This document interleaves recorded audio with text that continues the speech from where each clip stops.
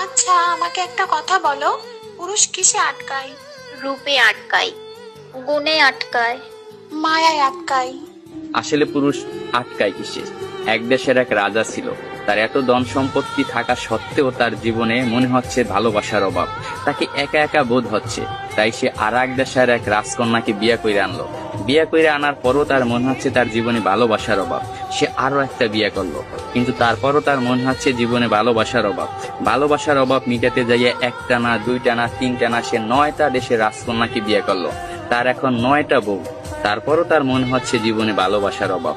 At last সে তার প্রধান দাসীর প্রেমে পড়ে গেছে। 9টা বউ থাকা সত্ত্বেও রাজা যখন দাসীর প্রেমে পড়ে গেল, এটা সমাজ মায়া নিল না, তার বউরা তো একেবারেই নিল না। তার বউরা রাজাকে প্রশ্ন করলো, এমন কি জিনিস আমাদের ভিতরে নাই যেটা ওই দাসীর ভিতরে আছে?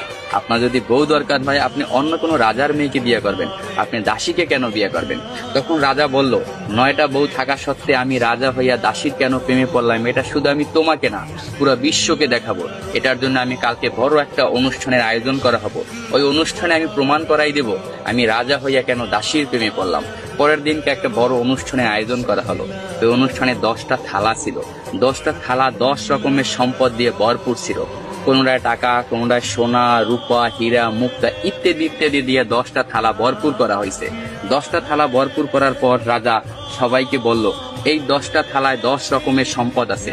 আমার 9 জন বউ এবং আমি যাকে ভালোবাসি আমার দাসী, এই টোটাল 10 জন, যে যে থালাটা ধরতে পারবে সেই থালার সম্পদ তার।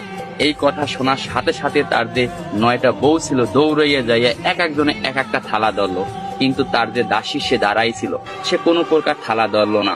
তখন রাজা প্রশ্ন করলো তার দাসীকে, কি হলো, তুমি সম্পদ কেন ধরলা না? আমি তো বইলাই দিছিলাম যে যে যে থালা ধরতে পারবে সেই থালার সম্পদ তার। তখন দাসী বলল, কে বললো আমি ধরি নাই? আমি তো আমার সম্পদ ধইরেই দাঁড়াই রয়েছি। রাজামশাই, আপনি ভালো করে তাকাইয়ে দেখেন, আপনার জামা আমার হাতে ধরা। আমি আপনার জামা দইরা বইছি। আমার কোনো ধন সম্পদ চাই না, আমি আপনাকে চাই। আমি যদি আপনাকে পাই, এরকম ধন সম্পদের আমার অভাব হবে না। আমি কিছুই চাই না, শুধু আপনাকেই চাই। আমি তাই আপনার জামা দইরা দাঁড়াই রয়েছি। তখন রাজা অট্ট হাসিতে হাইসা পড়ল এবং সবাইকে বলল, দেখো রাজদরবার বাসীরা, তোমরা সবাই দেখো, রাজার 9টা বউ থাকা সত্ত্বেও রাজা কেন দাসীর প্রেমে পড়ছিল। আসলে পুরুষ কখনো টাকা, পয়সা, রূপ, যৌবনের মায়ায় পড়ে না। পুরুষ আটকে যায় নিঃস্বার্থ ভালোবাসা। পুরুষ তাই নিঃস্বার্থ ভালোবাসা। পুরুষকে যে নিঃস্বার্থ ভালোবাসবে, পুরুষ তারই হবে, শুধুই তার।